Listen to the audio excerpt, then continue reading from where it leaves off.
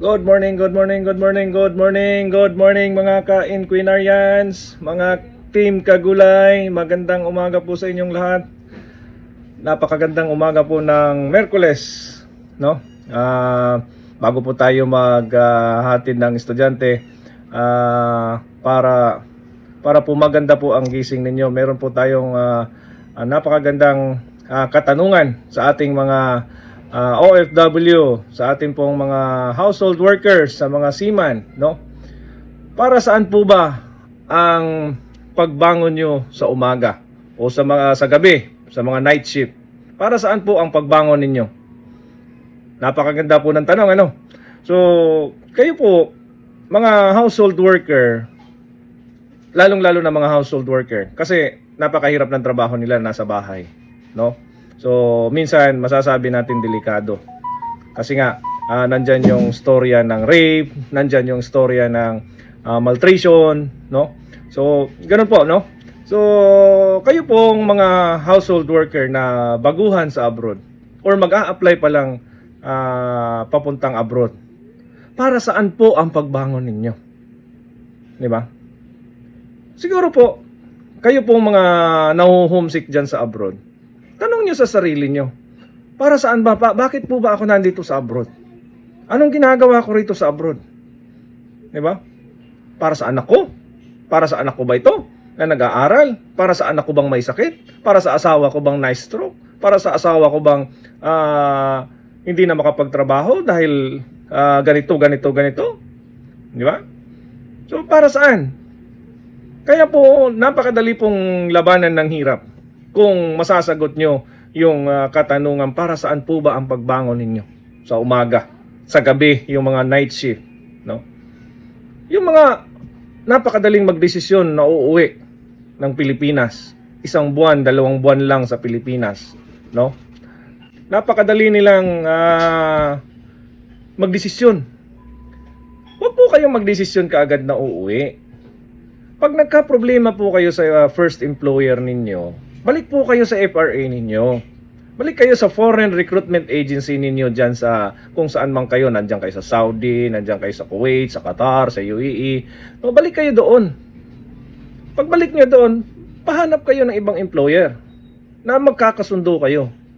Halimbawa, nagka-trauma ka dahil pagpalagay na lang natin na worst scenario, worst na nangyari. Nasaktan kayo ng amo ninyo. Pagpalagay na lang natin ha, ganun ang nangyari. Tanungin nyo yung sarili nyo. Susuko ba ako? Titigil na ba ako? Uuwi na ba ako? Para kanino ang pagtatrabaho ko? Di ba? So kung para sa pamilya nyo, hindi para sa sarili mo, para mapag-aral mo yung mga anak mo, para mabigyan mo ng magandang buhay ang pamilya mo, laban lang. Di ba? Pahanap ka na ibang employer.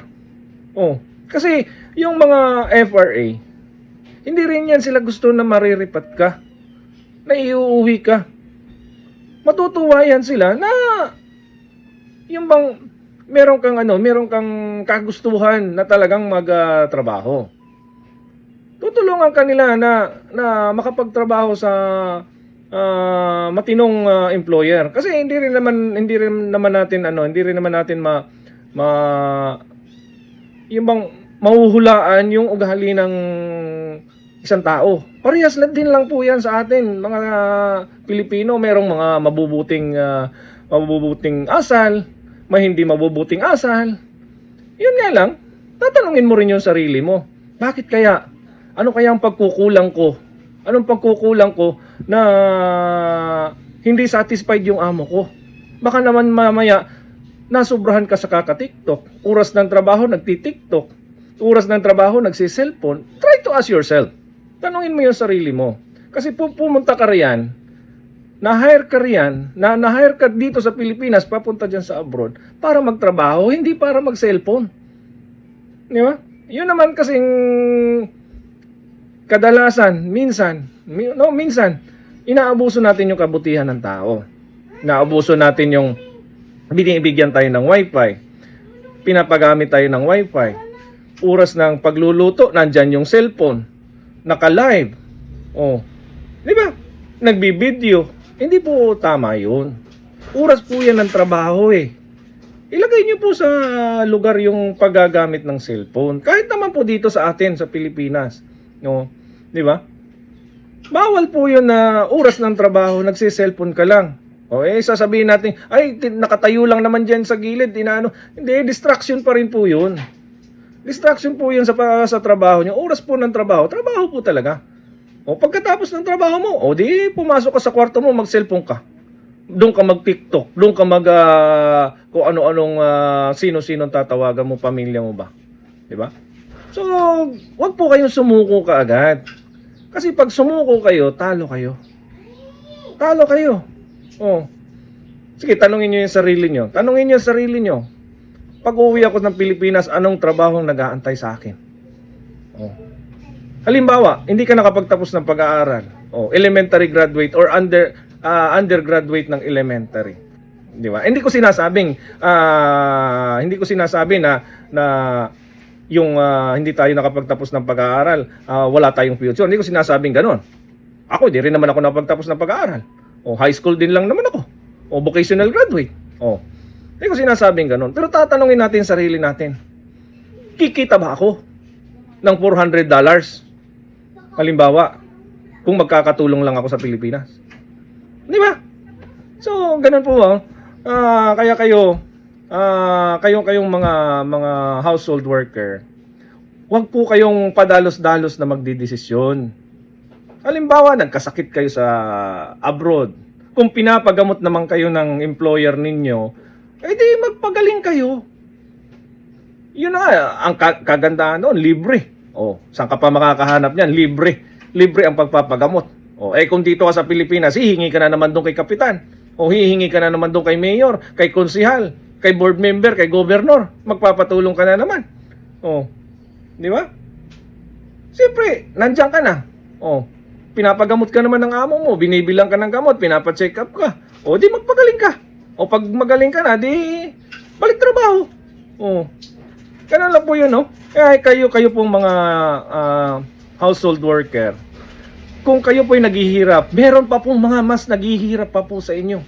Yung mga sumusugal na mga nagtuturis sa UAE. Alam po ito ng mga nagtrabaho sa UAE.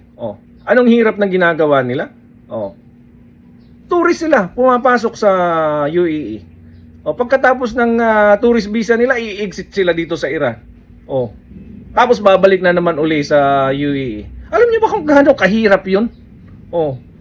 Kaya kayong mga kayo ring mga pamilya na naiwan sa Pilipinas, ayusin niyo po ng pag-handle ng pera. Okay? Ayusin niyo po. Kasi hindi po ganoon kadali kumita sa abroad.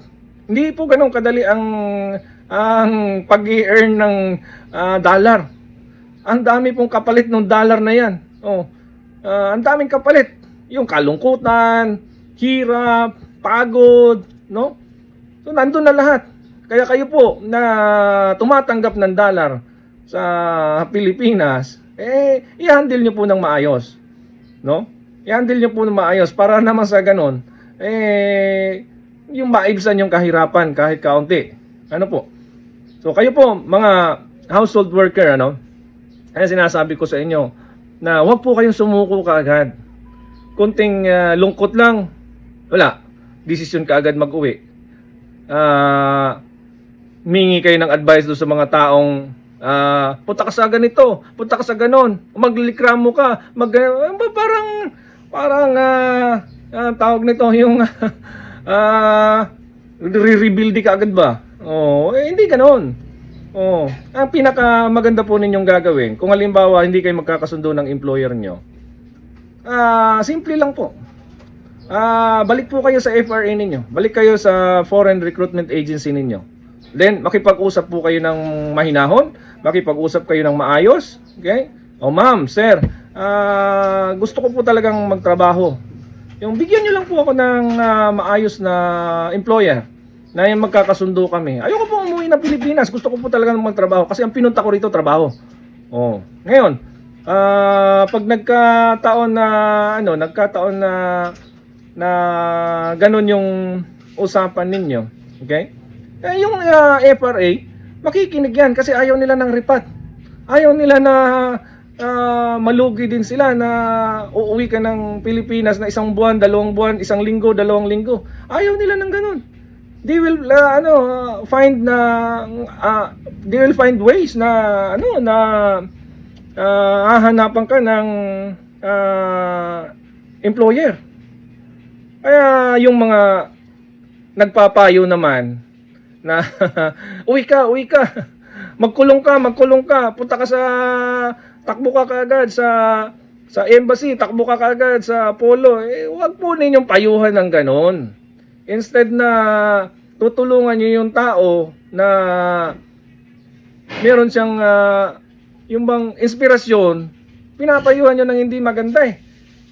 Punta po kayo sa FRA, step by step po ang gagawin ninyo.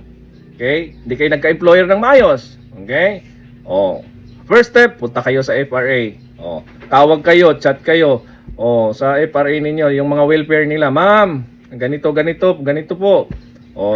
Halimbawa, nakailang buwan na, wala pa ring aksyon. That's the time, pumunta ka sa step number 2. Pagpunta mo sa step number 2, punta ka sa polo. Ganyan. Ngayon, usap-usap kayo ron. Ganon, ipapatawag man yung FRA. So, punta kayo ron. Ano magiging ganito? Ang gusto ko magtrabaho.